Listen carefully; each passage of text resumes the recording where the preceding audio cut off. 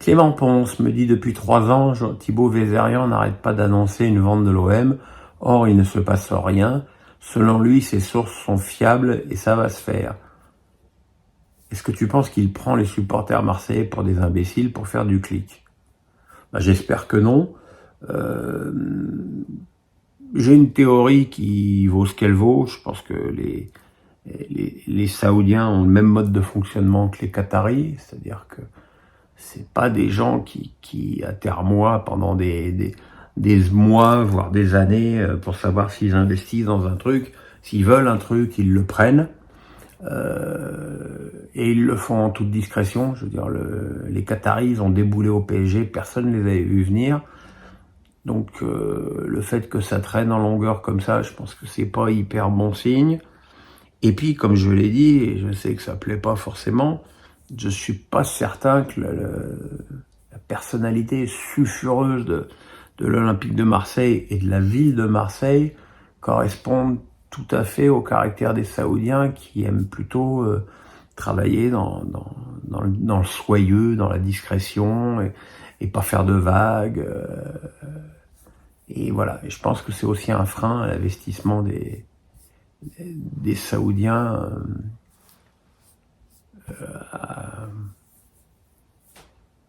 à Marseille.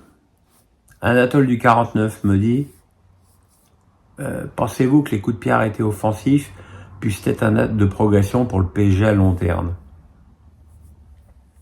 Combinaison, déviation, feinte, leurre. C'est-à-dire que les coups de pied arrêtés, tu peux les travailler comme tu veux. Il faut des joueurs pour les terminer. Ces coups de pied arrêtés, c'est-à-dire il faut des frappeurs, pour sûr que le PSG en ait une foultitude de bons frappeurs de coups de pied arrêtés. Et il faut des finisseurs, notamment quand on parle de coups de pied arrêtés, on parle de finisseurs dans le jeu aérien. Bon, dans les attaquants du PSG, je veux dire, à part Ramos, le reste, dans le jeu de tête, c'est compliqué. Mbappé, Dembélé, au niveau de la tête, c'est très compliqué. Je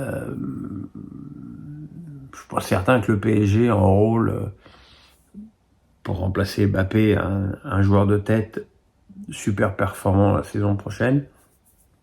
Ça n'a jamais été, depuis l'époque Valdo, Rai, Ricardo, ça n'a jamais été un des grands points forts du club. Donc, je pense que c'est pas qu'une question de travail, c'est aussi une question de personnalité de joueur. Abraham Haïm me dit tu as raison, non, je pense que c'est récemment. Bon, tu as récemment condamné les affrontements entre supporters rennais et toulousains ce week-end.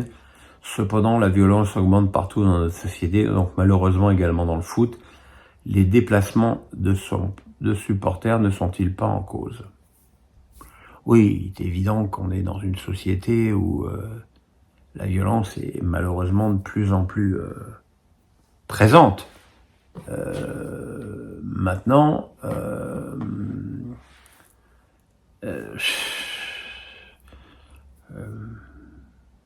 on est à quelques mois des Jeux Olympiques où la police va être sursollicitée.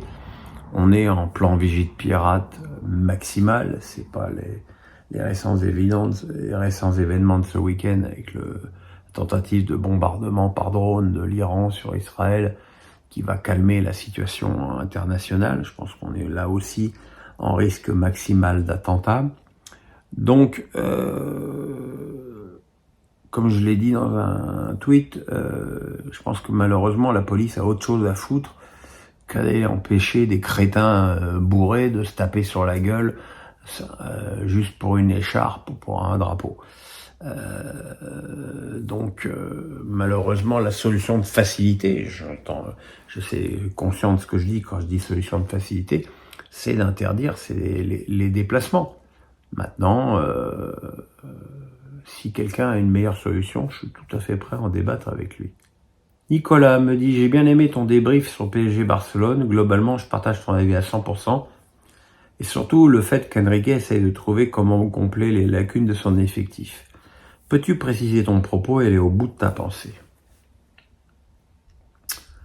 Oui, je pense que depuis le début de la saison, Luis Enrique estime qu'il y a des manques évidents dans l'effectif parisien pour lui permettre de jouer totalement le jeu qu'il souhaite.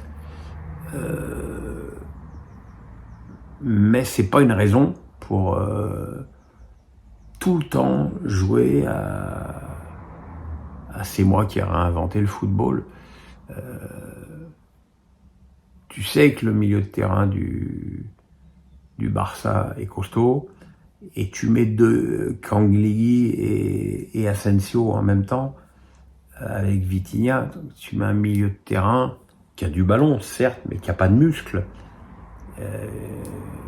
Alors que tu as Ugarte, malgré toutes ses insuffisances dans le jeu vers l'avant, tu as Zahir Emery, même s'il a un petit coup de barre. Je pense que c'est des joueurs qui auraient plus à porter pour stabiliser le PSG et surtout solidifier un petit peu plus sa défense qui reste malgré tout, et ça c'est une constante aussi depuis le début de la saison, quelque chose d'incroyablement friable pour une équipe de ce niveau. Voilà, je ne sais pas encore quelle équipe il va inventer demain. J'espère qu'il va revenir peut-être à quelque chose d'un petit peu plus logique. Geoffrey Hanoff me dit, au vu du peu de popularité dont ils font preuve, penses-tu que Bluco capable de quitter le Racing cet été?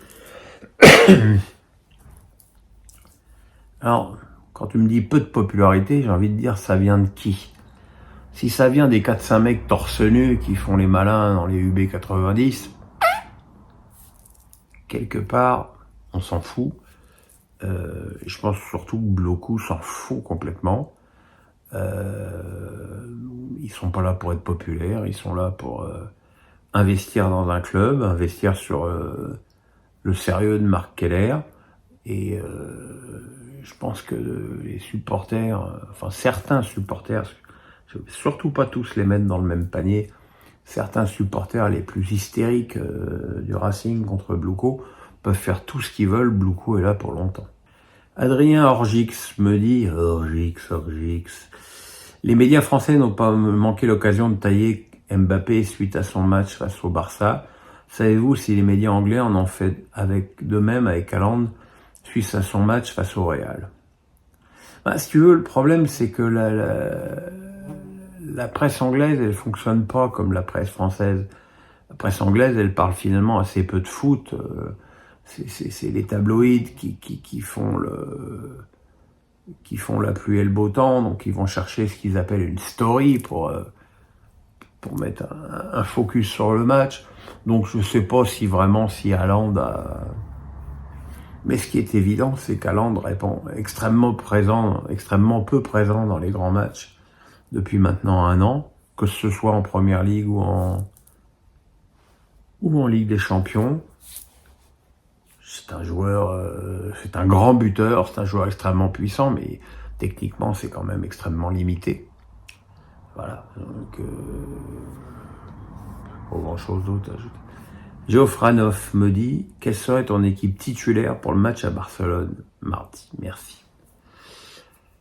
Donnarumma, Hakimi, Marquinhos, Danilo, Hernandez, Nuno Mendes, et oui, défense à 5. Vitinha, Zahir Emery, Dembélé, Mbappé, Barcola. Voilà, on peut espérer corriger les errances défensives en mettant Danilo en plus, qui en plus athlétiquement pourra avoir plus de répondants face à Lewandowski que Beraldo.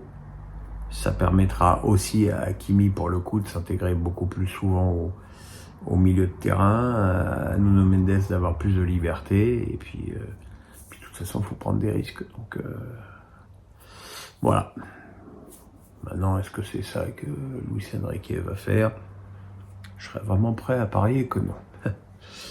Voilà mes petits amis, le pouce, on s'abonne, on se retrouve demain soir pour le match retour Barcelone-PSG, mercredi et jeudi pour Lille et Marseille. Marseille. Voilà. Salut.